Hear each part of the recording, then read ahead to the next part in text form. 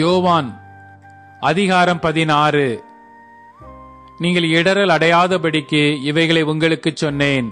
அவர்கள் உங்களை ஜெப ஆலயங்களுக்கு புறம்பாக்குவார்கள். மேலும் உங்களை கொலை செய்கிறவன் தான் தேவனுக்கு தொண்டு செய்கிறேன் என்று நினைக்கும் காலம் வரும். அவர்கள் பிதாவையும் என்னையும் அறியாதபடியினால் இவைகளை உங்களுக்கு செய்வார்கள். அந்த காலம் வரும்போது நான் இவைகளை உங்களுக்கு சொன்னேன் என்று நீங்கள் நினைக்கும்படி இவைகளை உங்களுக்கு சொல்லி இருக்கிறேன். நான் உங்களுடனே கூட இருந்தபடியினால் ஆரம்பத்திலே இவைகளை உங்களுக்கு சொல்லவில்லை. இப்பொழுது நான் என்னை அனுப்பினவரிடத்திற்கு போகிறேன். எங்கே போகிறேன் என்று உங்களில் ஒருவனும் என்னை கேட்கவில்லை. ஆனாலும் நான் இவைகளை உங்களுக்கு சொன்னதினால் உங்கள் இருதயம் துக்கத்தால் நிறைந்திருக்கிறது. நான் உங்களுக்கு உண்மையை சொல்லுகிறேன். நான் போகிறது உங்களுக்கு பிரயோஜனமாயிருக்கும். நான் போகாதிருந்தால் தேற்றரவாளன் உங்களிடத்தில் வரார். நான் போவேனே ஆகில் அவரை உங்களிடத்திற்கு அனுப்புவேன். அவர் வந்து பாவத்தை குறித்தும் நீதியை குறித்தும் நியாய தீர்ப்பை குறித்தும் உலகத்தை கண்டித்து உணர்த்துவார். அவர்கள் என்னை விசுவாசியாதபடியினாலே பாவத்தை குறித்தும் நீங்கள் இனி என்னை காணாதபடிக்கு நான் என் பிதாவினிடத்திற்கு போகிறபடியினாலே நீதியை குறித்தும் இந்த உலகத்தின் அதிபதி நியாயம் தீர்க்கப்பட்டதினாலே நியாய தீர்ப்பை குறித்தும் கண்டித்து உணர்த்துவார்.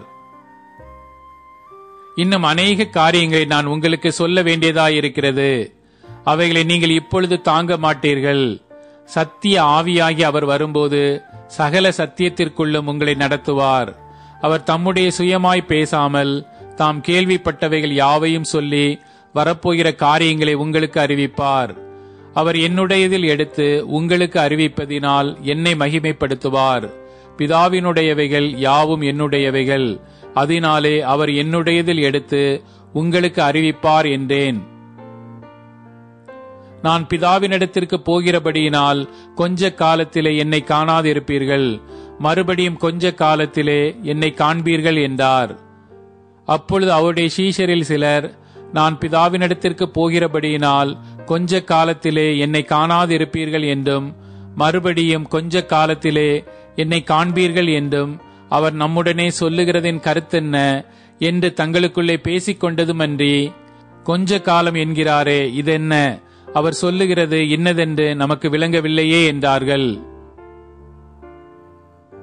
அதை குறித்து தம்மிடத்தில் கேட்கும்படி அவர்கள் விரும்புகிறதை இயேசு அறிந்து அவர்களை நோக்கி, கொஞ்ச காலத்திலே என்னை காணாதிருப்பீர்கள், மறுபடியும் கொஞ்ச காலத்திலே என்னை காண்பீர்கள் என்று நான் சொன்னதை குறித்து நீங்கள் உங்களுக்குள்ளே விசாரிக்கிறீர்களோ? மெய்யாகவே மெய்யாகவே நான் உங்களுக்கு சொல்லுகிறேன், நீங்கள் அழுது புலம்புவீர்கள், உலகமோ சந்தோஷப்படும். நீங்கள் துக்கப்படுவீர்கள், ஆனாலும் உங்கள் துக்கம் சந்தோஷமாக மாறும். ஸ்திரியானவளுக்கு பிரசவ காலம் வந்திருக்கும் போது அவள் துக்கமடைகிறாள். பிள்ளை பெற்றவுடனே ஒரு மனுஷன் உலகத்தில் பிறந்தான் என்கிற சந்தோஷத்தினால் அப்புறம் உபத்திரவத்தை நினையாள். அதுபோல நீங்களும் இப்பொழுது துக்கமடைந்திருக்கிறீர்கள். நான் மறுபடியும் உங்களை காண்பேன். அப்பொழுது உங்கள் இருதயம் சந்தோஷப்படும். உங்கள் சந்தோஷத்தை ஒருவனும் உங்களிடத்திலிருந்து எடுத்து போட மாட்டான். அந்த நாளிலே நீங்கள் என்னிடத்தில் ஒன்றும் கேட்க மாட்டீர்கள். மெய்யாகவே மெய்யாகவே நான் உங்களுக்கு சொல்லுகிறேன், நீங்கள் என் நாமத்தினாலே பிதாவினிடத்தில் கேட்டுக்கொள்வது எதுவோ அதை அவர் உங்களுக்கு தருவார். இதுவரைக்கும் நீங்கள் என் நாமத்தினாலே ஒன்றும் கேட்கவில்லை. கேளுங்கள், அப்பொழுது உங்கள் சந்தோஷம் நிறைவாயிருக்கும்படி பெற்றுக்கொள்வீர்கள். இவைகளை நான் உவமைகளாய் உங்களுடனே பேசுகிறேன். காலம் வரும், அப்பொழுது நான் உவமைகளாய் உங்களுடனே பேசாமல் பிதாவை குறித்து வெளிப்படையாக உங்களுக்கு அறிவிப்பேன். அந்த நாளில் நீங்கள் என் நாமத்தினாலே வேண்டிக் கொள்வீர்கள். உங்களுக்காக பிதாவை நான் கேட்டுக் கொள்வேன் என்று உங்களுக்கு சொல்ல வேண்டியதில்லை. நீங்கள் என்னை சிநேகித்து நான் தேவனிடத்திலிருந்து புறப்பட்டு வந்தேன் என்று விசுவாசிக்கிறபடியினால் பிதா தாமே உங்களை சிநேகிக்கிறார். நான் பிதாவினிடத்திலிருந்து புறப்பட்டு உலகத்திலே வந்தேன், மறுபடியும் உலகத்தை விட்டு பிதாவினிடத்திற்கு போகிறேன் என்றார். அவருடைய சீஷர்கள் அவரை நோக்கி, இதோ இப்பொழுது நீர் ஓமையாய் பேசாமல் வெளிப்படையாய் பேசுகிறீர்.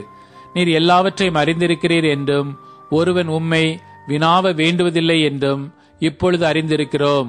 இதனாலே நீர் தேவனிடத்திலிருந்து வந்தீர் என்று விசுவாசிக்கிறோம் என்றார்கள். இயேசு அவர்களுக்கு பிரதியுத்தரமாக, இப்பொழுது நீங்கள் விசுவாசிக்கிறீர்கள். இதோ நீங்கள் சிதறுண்டு அவனவன் தன் தன் இடத்துக்கு போய் என்னை தனியே விட்டுவிடும் காலம் வரும். அது இப்பொழுது வந்திருக்கிறது.